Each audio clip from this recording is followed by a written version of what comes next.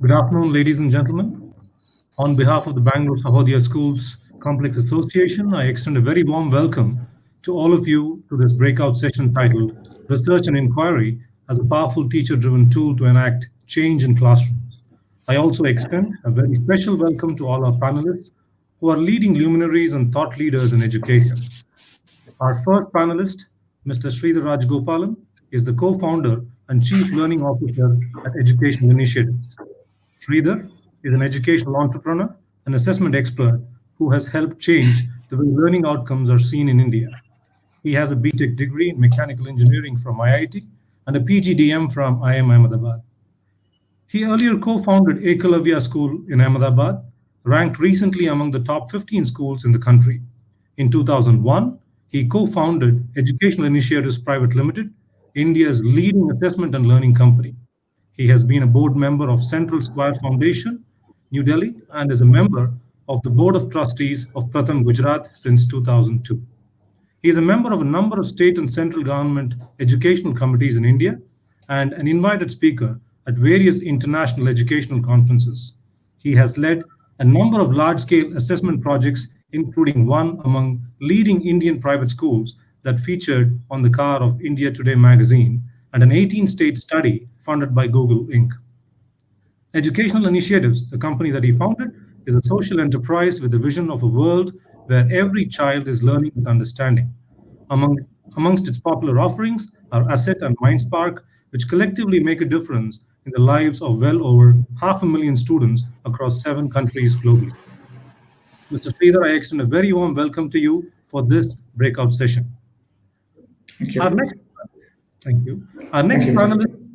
Ms. Monita Sen, has over 20 years of experience in education in a variety of roles, including both teaching and leadership positions. She currently works with the International Baccalaureate as the PYP Authorization Manager, providing support to schools implementing the primary years program as they work towards becoming an IB World School. She has also designed and led workshop and training sessions for teachers and heads, both within and outside IB frameworks. Monita holds a master's degree in education and English literature and is currently undertaking her EdD with the University of Bath. Her areas of interest and research include early childhood, creativity, agency, and transdisciplinary learning. I take this opportunity to extend a hearty welcome to this afternoon's panel discussion. Our final panelist for today's breakout session is Mr. Vishnu Tirth Agnihotri. Vishnu is the co founder of GenY, an organization that offers programs that try to bridge the gap between the formal curriculum and the needs of the world of the future. He has worked for 15 years in school level education in the areas of assessment, digital learning, specialized residential programs, talent development, and experiential learning. Thank you, sir, for being a part of today's panel discussion. As educators and school leaders, we are all too aware of the imminent need to examine and understand the change imperative, especially as it applies to our learners and indeed our schools. Change that is grounded on the basis of rigorous academic research and inquiry undoubtedly has a deeper impact on student learning and the efficacy of schools. Today, our panelists are going to engage in a free ranging discussion about various facets of change as it applies to our schools. They would be paying special attention to the role of teacher led inquiry and academic research as a powerful tool to transform our classrooms. Before we begin, if all the panelists agree, we could have a discussion going on for 40 to 45 minutes. And if you have questions from our audience, I would request the panel to take them up during the last 10 minutes of this session.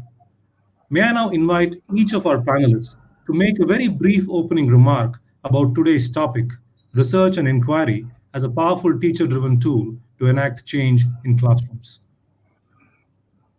Sridhar, if you want to go first.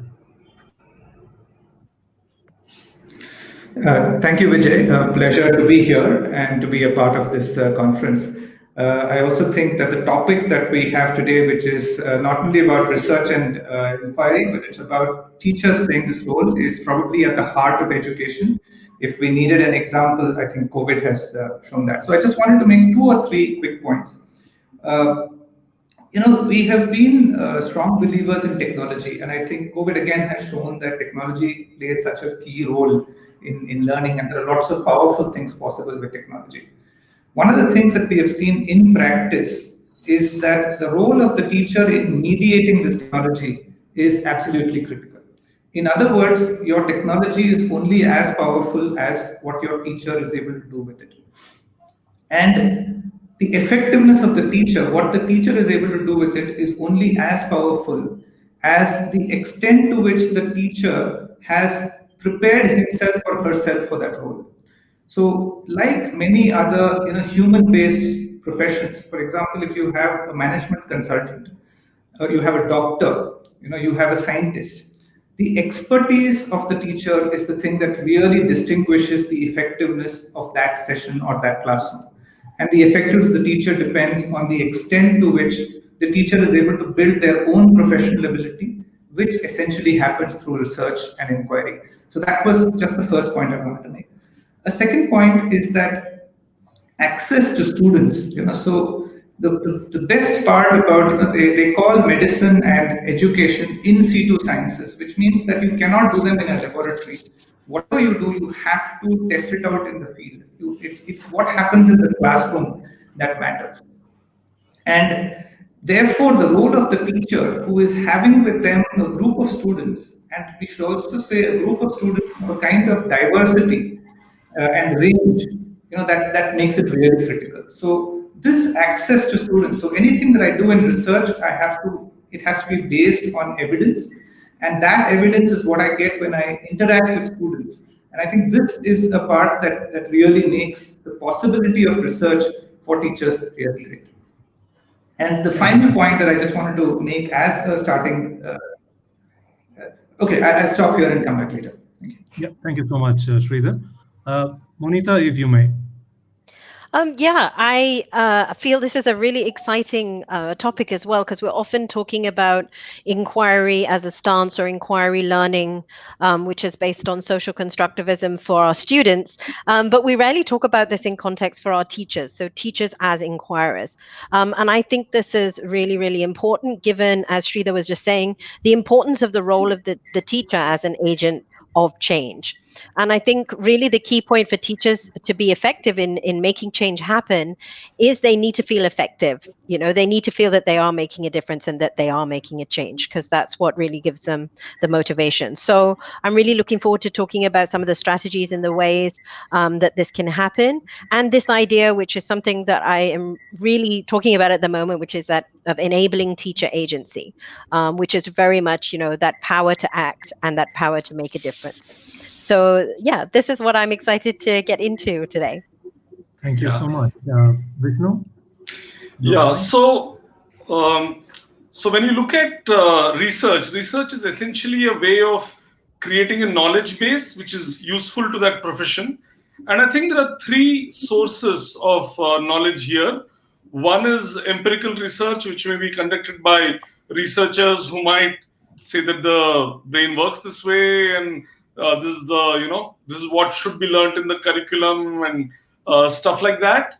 That is, of course, just one part of the equation. The second very important source is the teacher's own reflection.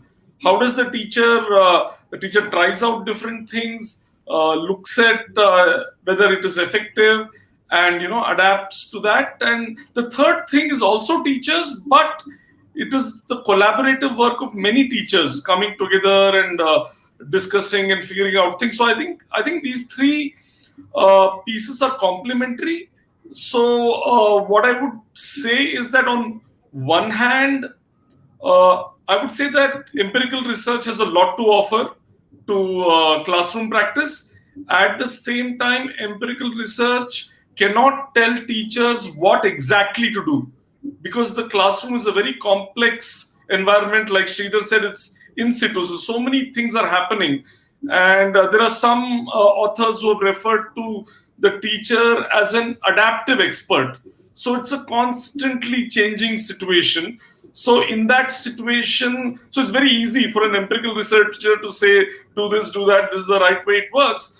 But I think the best empirical researchers can do is to point to certain overarching principles, um, maybe to some suggestions of practice, but ultimately, the specific practice is best left to the teacher in the classroom.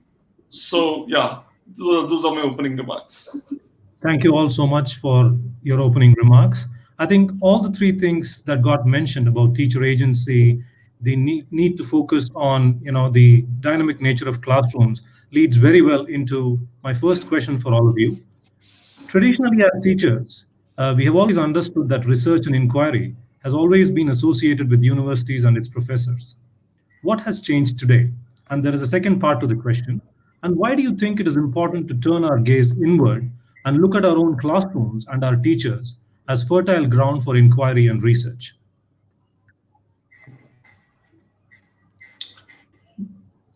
Anita, would you want to go first? Monita, you're muted.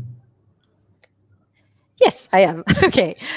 For me, the important part of this question is really, why is it relevant? And in a world of increasing diversity, I think context is king, right? There's the famous saying that culture eats strategy for breakfast.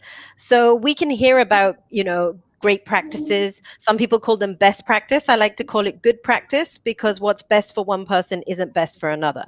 And when we look at this idea of context, each and every context that we work in is very unique, whether it's our school context or our individual classroom context. And these are the things that, teachers are grappling with at the moment, that they are dealing with the diversity in their own classrooms, no matter where they are. So I think this idea of really bringing the research in from the common knowledge, from the knowledge that they are developing and they are building within their own classrooms is really essential, because it's no longer really very effective to take something off the shelf and just implement that, because that's not how our world works so much anymore. We're a world that's all about personalization. So for me, these are really the key things, and that's the point where for me teacher agency comes in. So when we talk about agency and that idea that teachers have a voice, they have choice, and they have ownership of what they're learning, and they're motivated to learn. This is, for me, the point that comes across when they're looking about integrating what they're learning, that real knowledge that is emerging from the students, which they know so well in their own classrooms, and how they are applying that. So that's why I feel this is really relevant, not just in universities, but even more so. We are effectively creating knowledge, not just consuming it, as Wagner says. Thank you so much. And it's quite obvious that the research that happens within universities and the research that happens within the classrooms is almost inextricably linked. And you're very right in saying that teachers needs to start gazing inwards into their own practice and obviously take things from theory as well. Sridhar, if you'd like to comment on the first question. Yes, absolutely. So I think there are two large forces, if you look over the last few decades, that have happened, and in some ways driven by technology, but by so many of the other forces like globalization. And one of them has been democratization. So whether it is in governance, where things used to be more central and the governing body had more power, and today information as well as that kind of a reach is available to every citizen. That is one kind of a trend that has happened across different sectors. And the second, therefore, kind of related to this is about expertise. So again, expertise has become, it is much more possible today for people to develop expertise. It's not a quiz structure, it's not that only a few people can rise to the top, which was the case traditionally. In the same way, if we look at university research and the classroom, so in the earlier model, when the world was not so democratized in terms of knowledge and information, yes, you had these researchers, having access to tools, having access to methods that were not easily available. And similarly, due to expertise, the role of the teacher was more of somebody who was kind of conveying this knowledge or imparting this knowledge. Now, just imagine what happens when you change those two conditions. So first of all, now the teacher actually has, if not as much, if not more power, I would say at least as much power, because the information that is there, if in case there's a paper that comes up, and I was just looking at some research on how do children solve quadratic equations, but that is literally available to every teacher the moment it comes out. I don't have to be a researcher to get that. And that correspondingly helps me to build that expertise. So a teacher who's teaching this not only has access to this, as I mentioned in my opening statement, I have access to students, who have ranging abilities. And like Vishnu mentioned, I am in a situation where I have to try different things, respond to them. So I'm actually in a better position if I can bring in the rigor and expertise, which to me is the key feature of research. So this is why we see research moving from something which was more university based to today, which is something more of a practice, and the teacher is probably at a key role in that research position. Absolutely. I think the increased access to information, like you rightly pointed out, and the awareness that's come by amongst the teachers and the students in general has definitely contributed to this changing paradigm. Vishnu, would you like to comment on the Yeah, same question? yeah. I just want to add a couple of things to what Sridhar and Monita said. I think there are 3, 4 things which have changed, which also enable the teacher to play a more sort of critical role in research and inquiry. One is, of course, the technology and sharing of information. It's far easier for teachers across the globe or across the country to share their practices. It's a very simple matter to sort of shoot a video and send it off on WhatsApp today. So that definitely has exposed a lot more people to a variation of practices. And research in classroom practice is a lot about trying different things, seeing what works, and learning from that. So that is one aspect. The second thing I would say is that while there is a lot we still need to know about learning, I think in the last 2 to 3 decades, there's a lot of very relevant research in cognitive science in terms of the role of working memory, long-term memory. For example, this now it's very common knowledge that retrieval practice is far better for learning than repetition of a certain kind or interleaved practice, and we can talk about some of these things later if relevant. So there is a lot of work in cognitive science which is relevant, and it's come up only in the last 2, 3 decades. And the third thing, which I think, which I see as a very positive change, and it gives me cause for optimism, is that I see that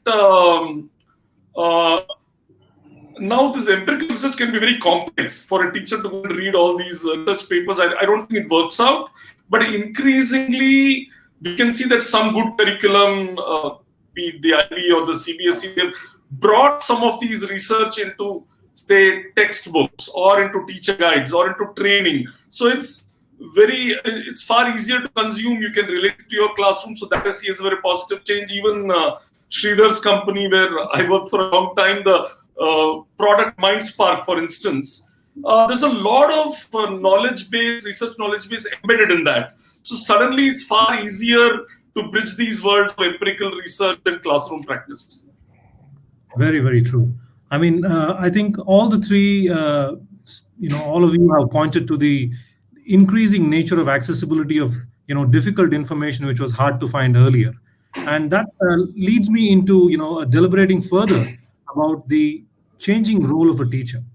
Now, I would request all of you to gaze into the crystal ball of experience and elaborate how academic inquiry and research is going to transform our understanding of tomorrow's teachers. Yeah, should I start Please off? feel free. Yeah, Yeah, okay, please. okay.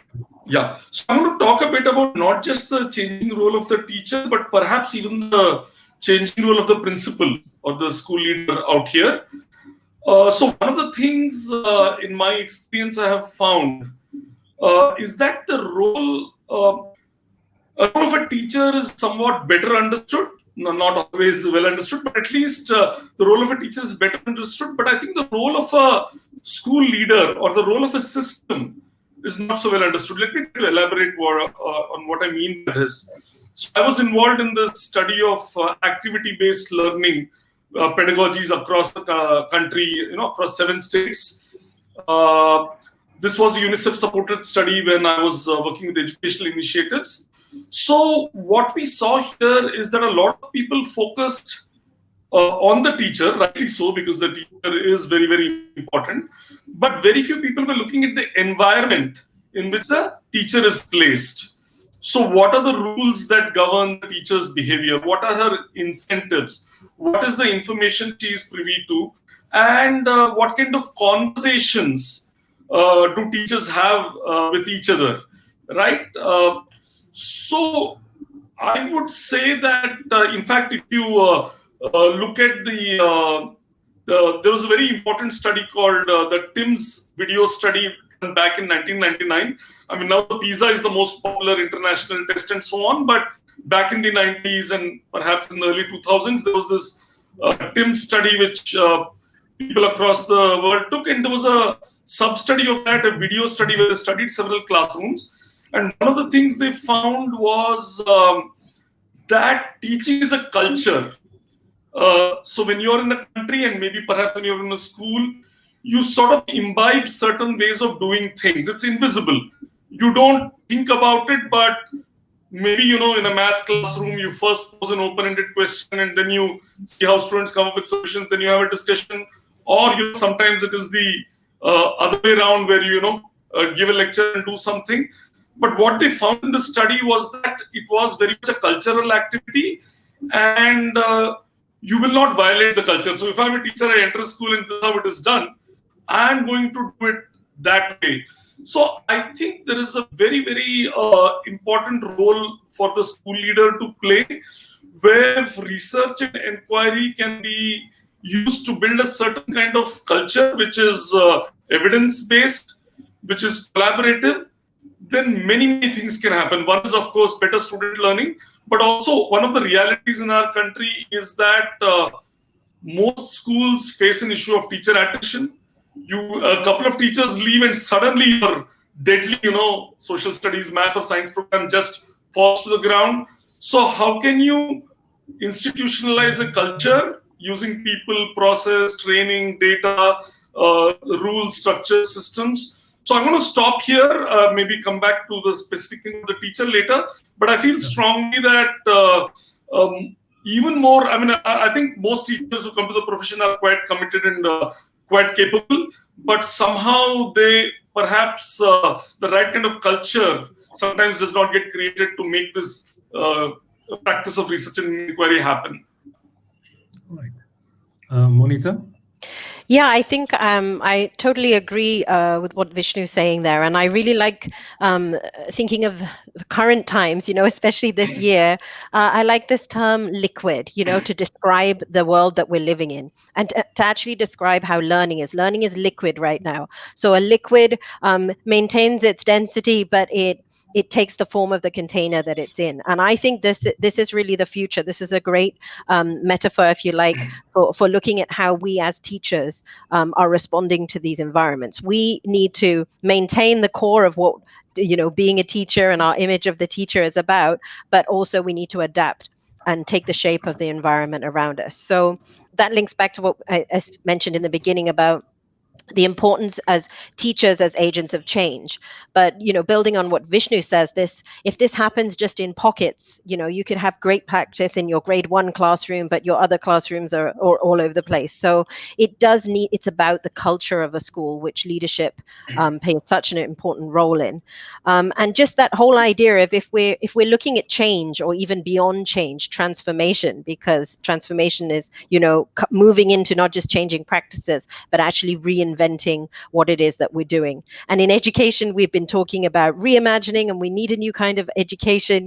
We've been listening to Robinson, but actually we know, those of us who work in education, that change is very slow. And you can have pockets of it, but to have that transformation where everybody is involved really takes the whole school. If it's called like a reculturing, you have to almost repattern what's happening. And teachers' role in that as either facilitator. We always know the famous saying of moving from the guide or the sage on the stage, moving to the guide on the side, and now maybe the meddler in the middle. And I think teachers have to be all these things. There are times when they have to teach directly, when they're facilitating something, when they're working online. So it comes back to me, that concept of what do teachers need to be? They need to be liquid for the future. Thank you so much. Now that you talk of Ken Robinson, by implication, we need to talk about the paradigm shift which has been rightly pointed out by both of you. I would like to invite Sridhar to talk about the same point that was raised. Yeah, thanks, Vijay. Yeah. So, let me start with who do we see as an expert, right? So, what is our view of an expert? So, suppose I ask you about a scientist, or I say, okay, there's a doctor, or an advanced AI researcher, or a telecom consultant. We kind of easily imagine these people and say, yeah, these are experts. I can imagine this doctor is a specialist and he's an expert. Do we think of teachers as experts? I think this is the first thing that's going to change. I think the teacher of the future is going to be not just an expert, but a widely recognized expert who. A little bit of this happened in COVID, right? When parents tried to teach their children at home, they said, "My God, like if the teacher is managing 35 of these children in a 30-minute class, I imagine what that involves." But I think that's just the top. That's just the first 1% of what we have seen. I think the biggest change is going to be that the teacher is going to be and going to be seen as the expert. What kind of an expert? I think that's the second point. The teacher's role of navigating many things, one of which will be technology. So technology, I think, will play a very important role in a lot of the regular learning.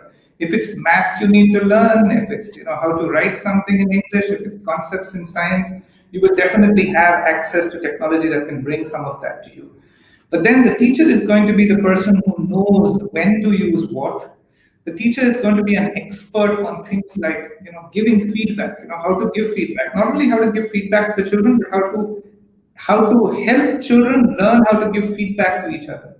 The teacher will be the expert who will say, this boy has such amazing potential. I'm going to make sure that he gets introduced to this great speaker because both of them will be very happy to interact with each other.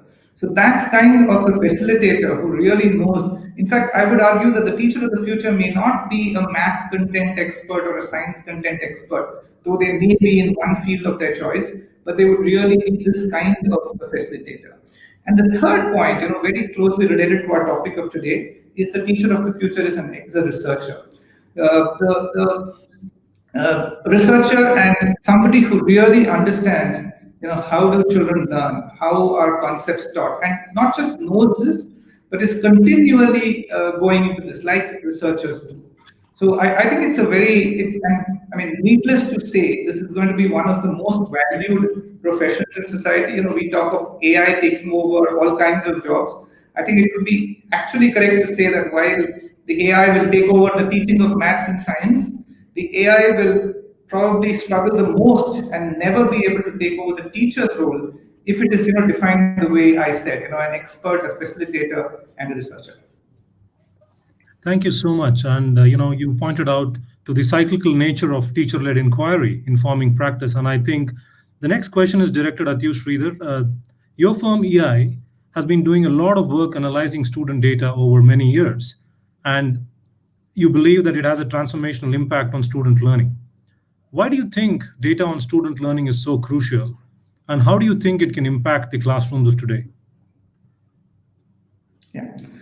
Thanks, Vijay. I'm going to answer this by taking an example from medicine. And it's really interesting, and we don't often realize this, but it's 2020 today. If you just go back about 85 years, you go back to the 1930s, even 1940, 1935, medicine was nowhere where it is today. So, not a single treatment that was used in 1930 or 1935 is what we use today. So if you had a common cold, if you had malaria, they did not use a single medicine that you use today. And in fact, you may be surprised to know, but if you had a problem, they might have treated you using mercury and arsenic, which if it cured you to a certain extent, you were lucky, but otherwise it would kill you. And this was actually a fact. They would pump nitrogen gas through you, and today we know that had absolutely no effect, but this was considered treatment in good hospitals, in the Western world. What happened? Why did medicine change so dramatically and become the science that it is today? And there are some reasons for it. I mean, due to anesthesia, due to antibiotics, people were able to operations, they were able to understand the cause of disease, how these things happen. At the moment we could understand the cause of disease, we were able to research and go deeper. Student data is what is the antibiotics and the anesthesia of medicine. So the student data is actually what shows you what goes on in the child's mind. Why does the child struggle to learn equations, or why is one child able to write this thing in English so well and the other child struggles with it? And the insight that we are able to get into this at that kind of a level helps us both to understand how to deal with individual children, but more generally, how learning happens. And this is the kind of research that, when combined with the actual interaction with children, so we always say that student data plus something which is very close to children. It could be an interview with children, it could be like a teacher who is kind of spending the whole day with children, but these two together are magic. And literally, they can convert teaching from something today where we say, okay, this is the chapter, I'm going to complete the chapter, to something which is personalized and where I can actually measure and say, yes, the child is learning actually improved by this method because I used this technique. So I think that's why student data is so critical to this whole transformation of education and the teacher's role.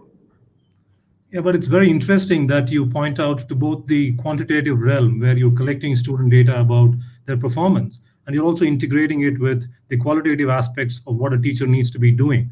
Now, that's my leading question to both Vishnu and Monita. What do you think is the qualitative engagement that needs to be propelled in classrooms of today? Monita, would you like to? Yeah, I'm happy to go first. So, Yeah. When we're talking about, are you talking specifically about assessment data, right? Assessment data. I'm trying to talk about the fact that, on the one hand, the assessment data and the data on student Right. learning Yeah. is there, but also there is a huge qualitative element that shouldn't be overlooked if we have to make a Absolutely. lasting impact on students. Yeah, so I absolutely agree with you. I mean, these two things go hand in hand. For me, in my experience of working with quantitative data, it often points to big patterns. It does, if you look at large data sets, it's really good to have quantitative analysis, and it tells you, it tells you what it identifies issues and problems. If you want to know why, and if you want to look at reasons and you want to look at solutions, that's where your qualitative approaches come in. And particularly when you're working, in individual schools, not in mass, like overarching countries like PISA, for example, in the OECD, they work with huge data sets. But, if you're a principal in a school and you're looking at data in your school and saying, well, my reading scores here are dropping, I wonder why, that's where your whole idea of this qualitative inquiry, it's really, research is basically an inquiry, whether, teachers are doing it together or it's individual students in the classrooms as well.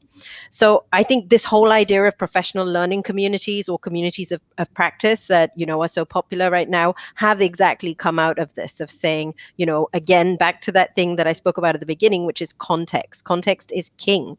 We have to look at data in a system. Data isn't something that stands alone individually and has its own life. It is very interconnected in a systemic way in a school. And I think digging down into that to say, why is this happening? Why is reading happening like this? And only when you do those kind of research inquiries into your own context are you going to come out and find out that maybe it's because, X, Y, and Z. It could be some random connection, something to do with the library position next to the bathroom or whatever.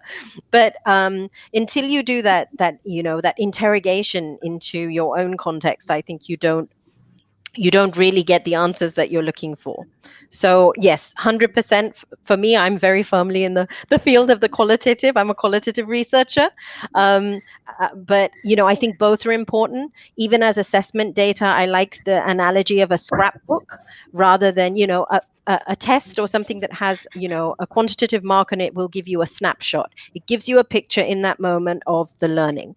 But assessment, I think it's Grant, Wiggins and McTighe that talk about it as I take a scrapbook approach, so that you have different types of gathering data, whether you're talking about data of student learning or whether you're talking about gathering data in your school environment. I think variety is the key, so that you have triangulation of those various data points. Very true. Very true. And in an increasing age when personalization is really coming a big way, I think a combination of quantitative and qualitative elements of teacher inquiry and student betterment is definitely on the cards. Vishnu, if you would like to add to the discussion. Yeah. So I think there are 3 or 4 important things which need to happen qualitatively at the level of schools and teachers. And Monita did mention that those of us who work closely in education know that change is slow. And I think some of the things I want to talk about are the reasons change is slow, and we need to take these head on. So one thing I see is that it is not clear often to teachers what the goal of a certain topic is. So this is the chapter in the textbook, or this is the unit plan, this thing is out there, and it's very easy to assume that the goal is evident to the teacher and we all agree on this goal, what is to be understood. But if you go and ask 5 teachers what is factors and multiples, or democracy, what are we supposed to be learning in this, you will see that the answers are quite different. And on one hand, you're trying to do research and inquiry and look at data. On the other hand, we don't even have a common understanding of what we're trying to achieve with this. So I think we have to be quite humble here. And I'm not blaming anybody, teachers or schools, or anybody. I think it's because the curriculum needs to be unpacked. And even if this is laid out very nicely in documents or whatever, the teacher has to make the curriculum her own. Every school has to make the curriculum their own. So I think a lot more attention, a lot more dialogue around what is the most important thing to be understood here is important. And unfortunately, there is a tendency to think that more is better. Like if we have 15 goals for a unit, it's probably better. But I would say 3 goals are far better, for a unit of instruction than 15 goals, because in the process of prioritizing it, you sort of come close to what is the heart of the thing. And this is closely related to my second point. In our culture, there is still we have all been through a certain system where we were told things, and it was rare for us to work with a teacher where the teacher gave us an open-ended problem, did not give away the answer, and helped us to, come towards that, gave hints when we were struggling. This is unfortunately not the norm. I know that a lot of teachers do this, a lot of good teachers do this, but it is still not the norm, at least in our country. And this is related to my first point. Because the teacher actually doesn't need to teach everything, right?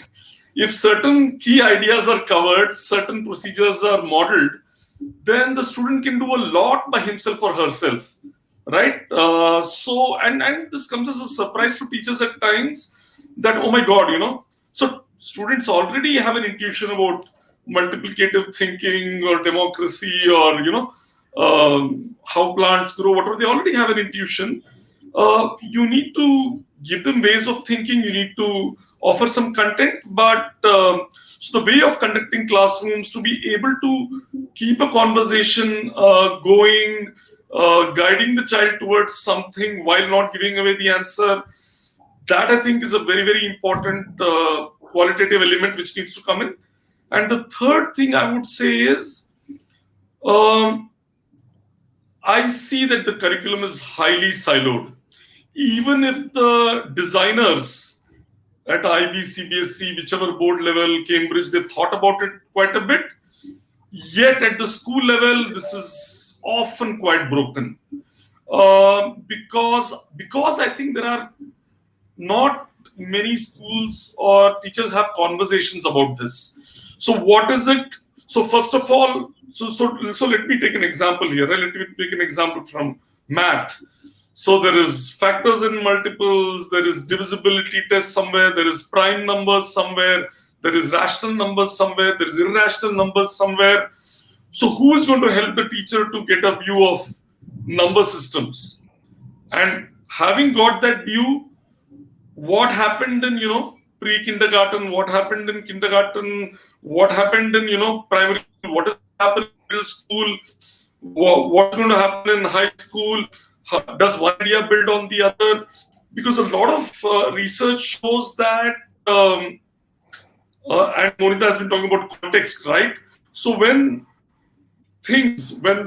each individual plum is in the context of that plum pudding, it makes a lot more sense. But unfortunately, and this is a lot of hard work.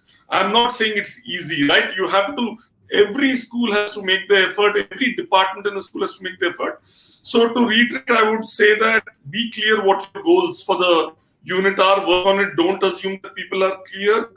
Second, can we learn to design learning tasks and facilitate environments where children can learn, not necessarily on their own, but the learning environments are engineered. And the third is to sort of, integrate, have a lot more connection across subjects, across classes, and so on. Thank you. I think building on what Monita said about context being king, and adding to what you say about the teacher being cognizant of the classroom, its requirements, and how they can integrate different curricular areas, I think it leads pretty well into the next question. See, traditionally, we believe that action research seems to be the most appropriate research methodology for conducting teacher-led inquiry in classrooms. Any thoughts on how action research can fit the schools of the Indian context?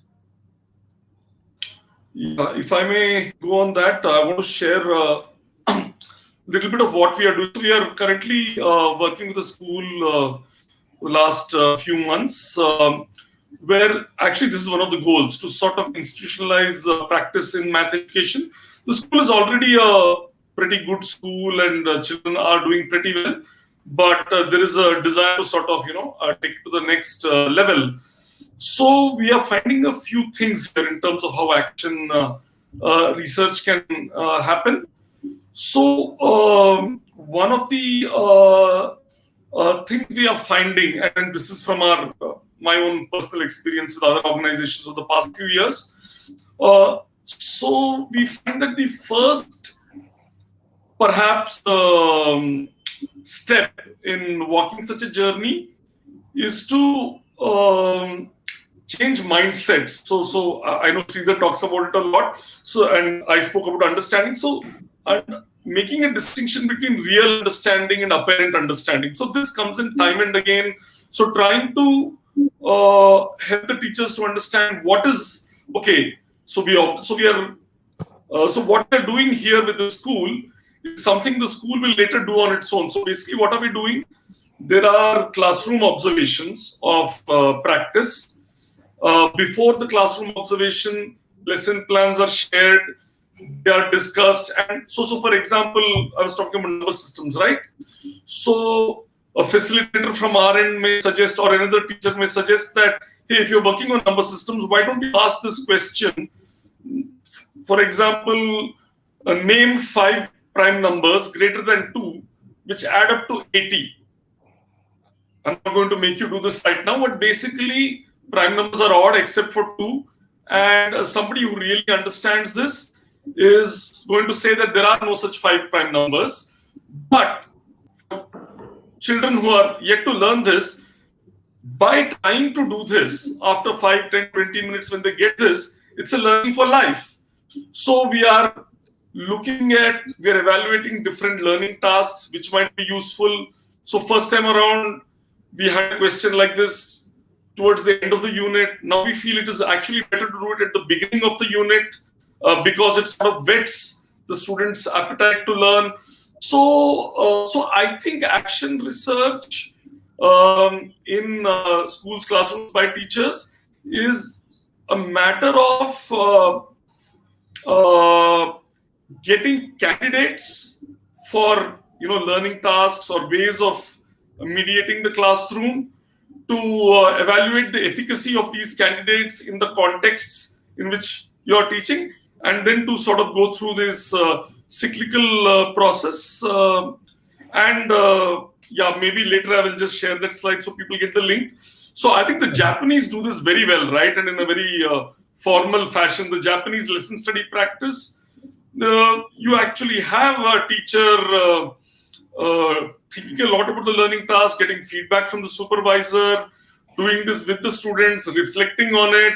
And there are 8, 10 teachers, even from other schools, sitting at the back of the classroom. That evening they have another conversation where they give further feedback. So I think action research can be institutionalized, but initially mindsets have to change. And I think once you try a little bit, you sort of get encouraged and energized by what you see happening in students. and that provides the fuel for teachers to make it a sustaining process. The one caveat I would say, and we've learned this the hard way, is you have to, I think, start slow and with very simple things. You have to shrink the change, because I've been in situations where when I was 15, 16 years younger, you give a lot of things which look theoretically very good.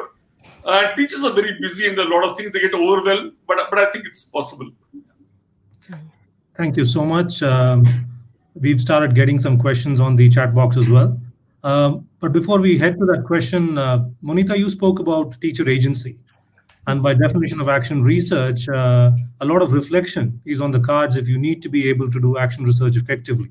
Now, how would you encourage teacher agency, considering the Indian context and, of course, schools globally? How do you encourage teacher agency for them to be able to do the action research in a manner where they are able to actually impact on their own learning and the student learning? Yeah. Yeah, just building really on a lot of what Vishnu was saying. For me, it's fundamentally, it starts just like it does in a classroom with the student. It's about being motivated to learn something or to research something. So if I go to my group of teachers and say, hey, we're going to do an action research project on, inquiry in mathematics, that's not their inquiry. It's an inquiry I've told them to look into. So I think the first thing is finding that sweet spot, and finding out what your teachers are interested in, and they know their students well. What are the patterns they're seeing? So an inquiry, which is effectively what an action research cycle is, it starts with a problem or starts with a tension. So I think there's a lot of work that really needs to be done before you actually go into this formalized process of, doing the actual work of the research, is to find out what is the question? What is the research inquiry? Because anyone who's done research knows that's the hardest part. I'm doing my thesis right now. I've been working for 4 years. I still haven't got my research question. But when you hit on it, that's it. And that makes the motivation. And I love the really simple golden circle. Simon Sinek, you must have heard of him. He talks about the golden circle, and he says start with the why. So the why is the big ideas. The why gives you the purpose. And then you go on to the how and the what. And that's the process aspect of it. How are we going to find this out? What are we going to find out? What are we going to do with it? But unless you have that sweet spot where you have your teachers, and I've seen this in schools, when it's their idea and they're engaged in it, you can't stop these teachers. Their inquiries are just on fire. So I also really like Reggio in Italy. You must have heard of Reggio-inspired schools. They talk about the teacher as a researcher, and really the image of the teacher is very much a person who is a student of her students. She is studying them. And the process of documentation is so rich through Reggio schools, and it's a beautiful practice. So I think that's something that teachers can get quite used to. You don't have to formally call something research. Every day when you as a teacher walk into your classroom, you are a researcher. You're observing and researching your students, as long as you take something away with that and you reflect on it and do something with it. So that would be my take on that. It's interesting that you point out to teachers being on fire when they hit the sweet spot. I mean, you're alluding to the teachers being in a state of flow. There is a question here in the chat box by Divyashri. Her question continues what I asked. How do you find out what is researchable? How do you equip teachers to identify what is researchable? I would request Sridhar to take that question up, please. Yes. No, a very good question. And I'm going to mention two things here. So one is, I think this researchable is it. I would talk about two ends. One end is that what is it? Something that you want to or need to or kind of are curious about to find something is troubling you, right? You want to find the answer to something. You want to know whether this method works. You want to know why these children are not understanding this. I think that is one source. And the second source, sometimes we get a question like this and we jump into it and we start doing it. One thing that we have learned is that fortunately today it is not so difficult. Look for, search for whether there are people who have tried to find these answers. Sometimes you will find, in fact, I would say that good teachers will often find that maybe people have not answered exactly the question you had, to your satisfaction. But in spite of that, you will often find very, very interesting tips or pointers. So that's one thing. You save that effort. Maybe you recheck some of what they are saying in your context. But sometimes what happens is in this process, you actually connect with a former researcher and you kind of write to them, not difficult these days. And for all you know, you may get a chance to collaborate on a problem that you really wanted to get the answer for, and this researcher is both able to support you. But believe me, this researcher is probably even more excited because of the access to you and your classroom. So the question of what is researchable, I think is not something that we should worry about. If it's a problem that's troubling you, if it's a problem that you want to find the answer of, and you think that finding the answer is going to help you, trust me, it's researchable. If nobody has done it before, great. I mean, you're really going to be finding something new. So I wouldn't worry about that, but jump in using these points. Thank you, Sridhar. It's also interesting that you bring up the notion of collaboration and research together, right? I mean, there is one aspect where we are looking at the teacher as an individual researcher, and there is also a growing body which talks about collaborative action research. Now, how do you think the collaboration can be, instilled in our classrooms and in our teachers? The question is open for all the panelists. Okay, maybe let me just talk about that a bit and share my screen also, because I wanted these links to be visible to the participants in the recording later.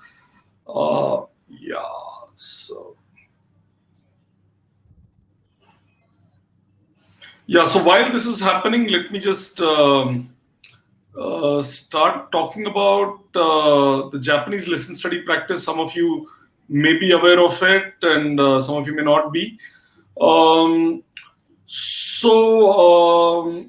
What happens? Okay, I think I've already covered that, so I don't think I should talk about that. I think it's a lot about. Wait, hello, can you hear me? I don't think I'm going to share my screen, so I think I'm going to cancel this thing. We're able to hear you, Vishnu.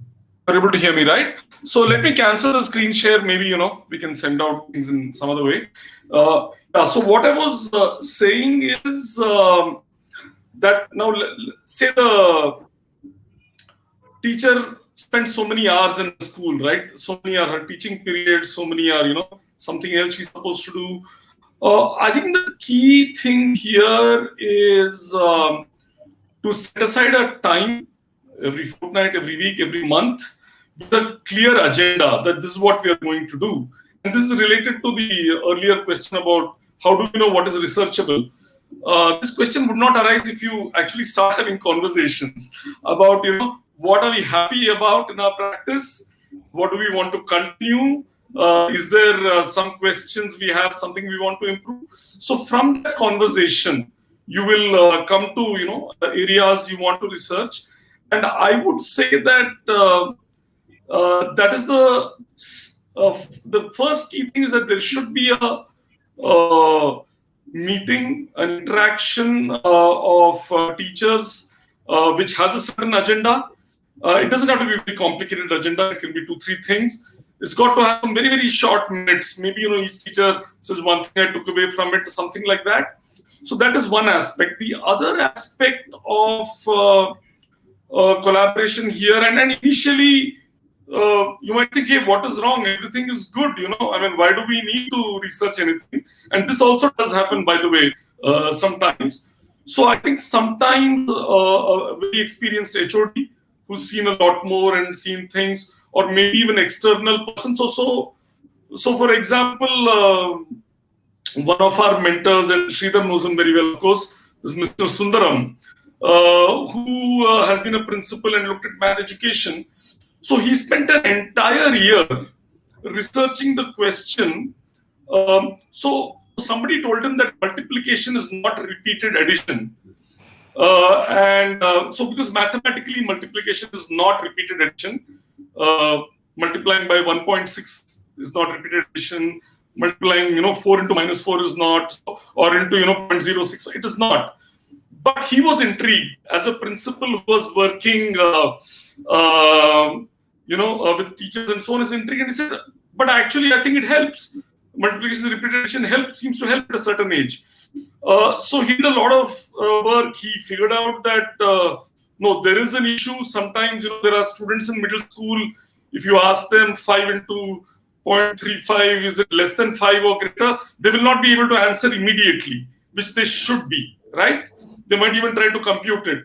So he actually wrote to Keith Devlin, who is a mathematician and so on. So sometimes you need to bring in other people. There's a fancy word for it, the community of practice. So I think what the leader, and this one thing, personal comment I learned from Sridhar, so because he was my manager for many years, and what I would do is initially I would be scared to tell my people to do something I didn't know the answer for.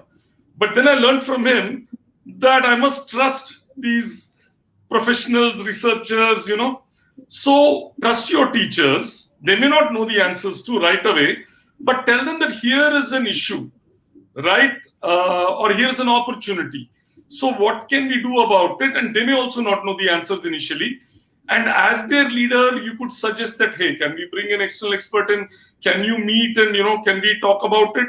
So I don't think there is one way to get collaboration going.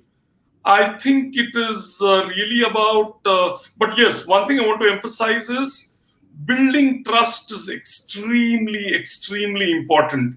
This has to be seen as a supportive process, not as a process of evaluation and a punitive thing. And this is where sometimes people lose the plot. So I think the two important things to remember, or three important things is, let us, and I think people have used this before, right? Let's move from congenial conversations to collegial conversations, that we are colleagues, we are experts, so we have fun doing powwow, talking about, core issues. So you need to change the identity of the teacher, which we've been talking about, right? Teacher as researcher, facilitator. So that is very important. Build trust and shrink the change. Very nice, very nicely put. We are short of time, although we would love to discuss about communities of practice and a whole lot more. I think we have time for one more question, and that is something that's very, very pertinent today. PISA has dominated global headlines for quite some time now. Our country is also poised to take part in the year 2022. I would request the panelists to share their views on how teacher-led inquiry and research can help raise the bar, not only for assessments like PISA, but for all students and schools in general. I think that would be the last question of the day. Sridhar, do you want to go first? Come in.